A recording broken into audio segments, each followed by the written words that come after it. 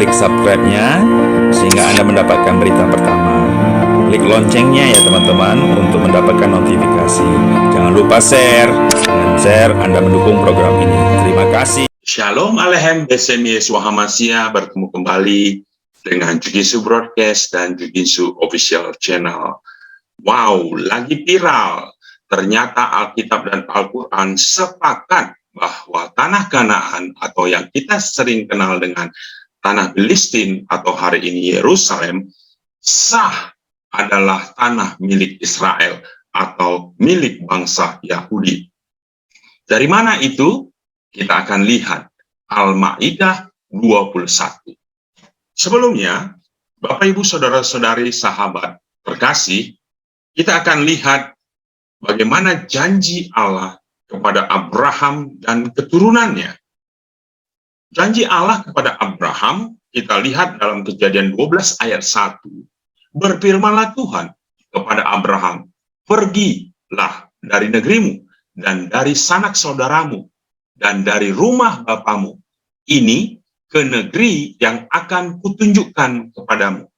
Jadi Allah berjanji kepada Abraham untuk Abram, pada saat itu masih namanya Abram, belum Abraham, untuk pergi ke suatu negeri yang akan diberikan oleh Allah kepada Abram. Nah, janji ini diteruskan kepada keturunan Abram, yaitu Ishak, Yakub, dan seterusnya. Nah, kalau kita lihat janji Allah kepada Ishak, anak perjanjian dari Abraham, ya, Kejadian 26 ayat 3 dan 4 berkata, tinggallah di negeri ini sebagai orang asing, maka aku akan menyertai engkau dan memberkati engkau. Sebab kepadamulah dan kepada keturunanmu akan kuberikan seluruh negeri ini, dan aku akan menepati sumpah yang telah kuikrarkan kepada Abraham, ayahmu. Itu berbicara tentang tanah Kanaan yang dijanjikan Tuhan kepada Abraham. Dan itu dikatakan Tuhan kepada Ishak sebagai anak perjanjian atau anak dari Abraham. Ketika itu Allah berkata kepada Ishak bahwa Tuhan bersumpah akan menepati janji yang telah pernah diikrarkan kepada Abraham, ayahnya Ishak. Nah, ayat 4, aku akan membuat banyak keturunanmu seperti bintang di langit. Aku akan memberikan kepada keturunanmu suatu negeri ini, dan oleh keturunanmu semua bangsa di bumi akan mendapat berkat. Jadi janji itu diteruskan kepada Ishak. Nah, kita lihat bagaimana janji Tuhan kepada keturunan Ishak, yaitu Yakub yang kemudian kita kenal dengan Israel. Janji Allah kepada Yakub, Kejadian 28 ayat 13 sampai 15. Berdirilah Tuhan di sampingnya dan berfirman, akulah Tuhan, Allah Abraham, nenekmu, dan Allah Ishak. Tanah tempat engkau berbaring ini akan kuberikan kepadamu dan kepada keturunanmu. Keturunanmu akan menjadi seperti debu tanah banyaknya, dan engkau akan mengembang ke sebelah timur, barat, utara, dan selatan.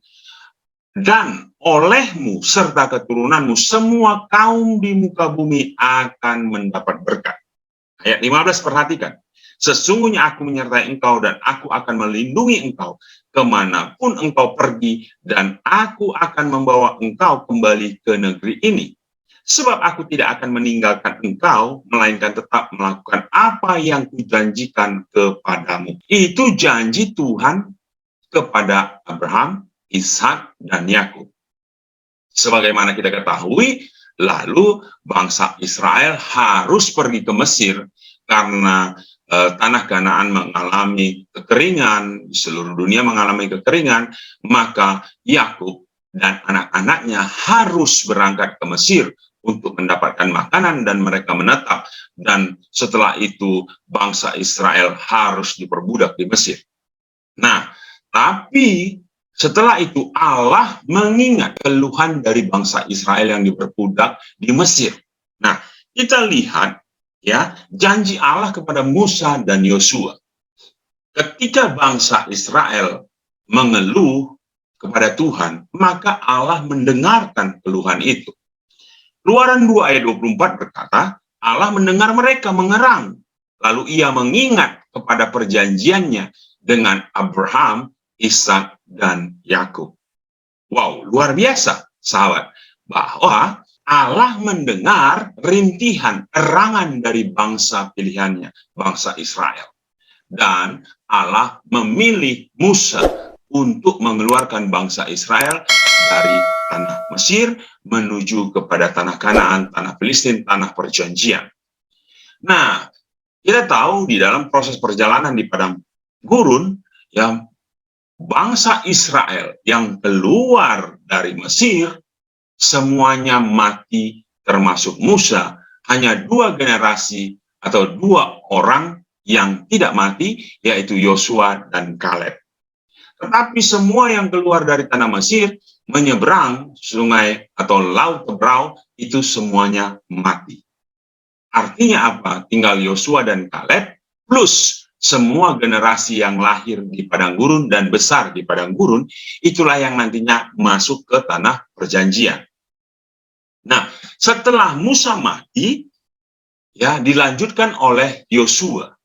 Nah, dalam Yosua 21 ayat 43 sampai 45 berkata, jadi seluruh negeri itu diberikan Tuhan kepada orang Israel, yakni negeri yang dijanjikannya dengan sumpah untuk diberikan kepada nenek moyang mereka. Mereka menduduki negeri itu dan menetap di sana. Ayat 44, dan Tuhan mengaruniakan kepada mereka keamanan ke segala penjuru, tepat seperti yang dijanjikannya dengan bersumpah kepada nenek moyang mereka. Tidak ada seorang pun dari semua musuhnya yang tahan berdiri menghadapi mereka. Semua musuhnya diserahkan Tuhan kepada mereka. Dari segala yang baik yang dijanjikan Tuhan kepada kaum Israel, tidak ada yang tidak dipenuhi, semuanya terpenuhi. Jadi, janji Tuhan kepada bangsa Israel, ya, kepada Abraham, Ishak, dan Yakub dan keturunannya, itu Tuhan genapi. Dan Yosua yang memimpin bangsa Israel masuk ke tanah Kanaan, tanah perjanjian, tanah Filistin. Nah, jadi Yerusalem, ya, tanah Kanaan, menurut Alkitab adalah sah milik bangsa Yahudi atau bangsa Israel. Itu jelas di dalam Taurat, di dalam Alkitab.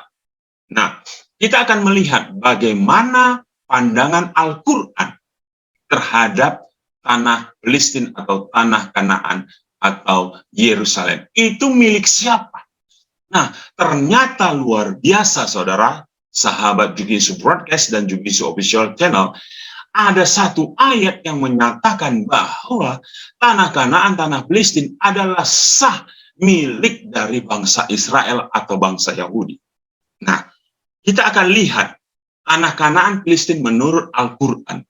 Ya, saya hanya membacakan, saya tidak menafsirkan, saya hanya membacakan apa yang ada di web.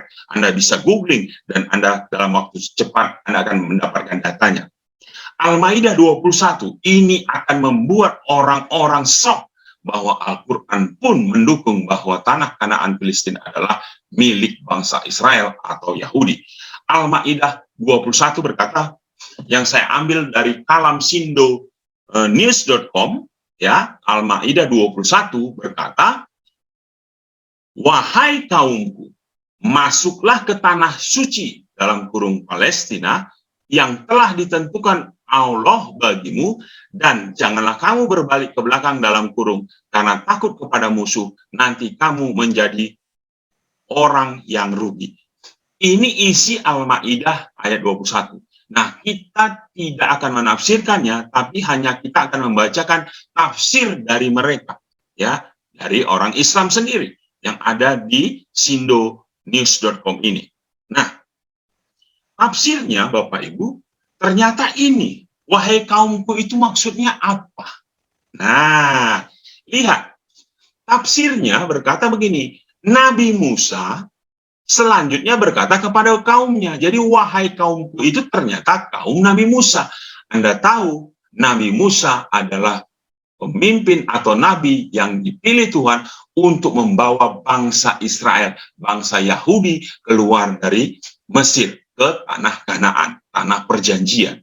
Jadi, wahai kaumku, di situ berbicara, Musa berbicara kepada umatnya. Ya, tentu bangsa Israel, bangsa Yahudi.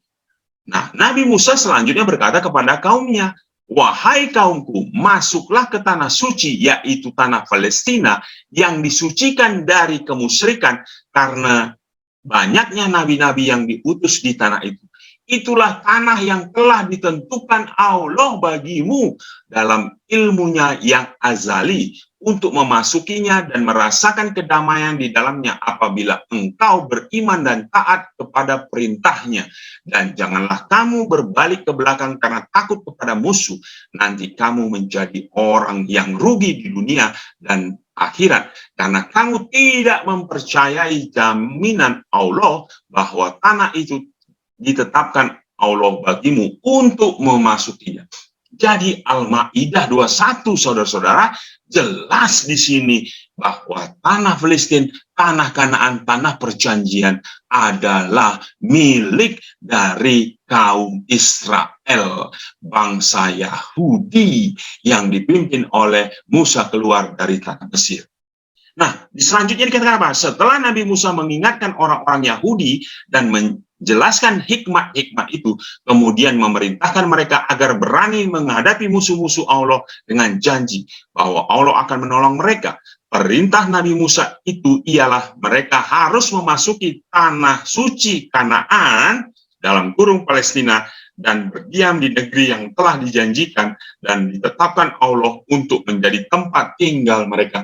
Jadi tanah perjanjian yang diberikan Tuhan itu, ya, tanah Palestina, tanah Kanaan itu kepada bangsa Israel, bangsa Yahudi.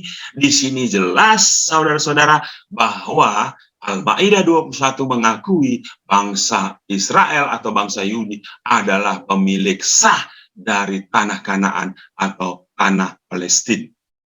Nah, ini dari sindonews.com. Nah, kita akan baca dari tafsir web. Ya, tafsir web. Kita tidak menafsir, kita hanya membaca. Ya, dari tafsir web surat Al-Maidah 2 ayat 21 berkata begini, hai kaumku, masuklah ke tanah suci dalam kurung Palestina yang telah ditentukan Allah bagimu, dan janganlah kamu lari ke belakang dalam kurung karena takut kepada musuh, maka kamu menjadi orang-orang yang merugi. Nah, artinya tafsir dari ayat ini apa? Kita hanya membacakan. Ada beberapa tafsir, ya, tafsir surat Al-Maidah ayat 21 terjemahan arti, ya. Paragraf di atas merupakan surat Al-Maidah ayat 21 dengan teks Arab, Latin, dan artinya terdokumentasi aneka ragam penjelasan dari kalangan mufassir mengenai ayat surat Al-Maidah ayat 21. Misalnya sebagai tercantum. Nah, tafsir Al-Muyassar ini dari Kementerian Agama Saudi Arabia.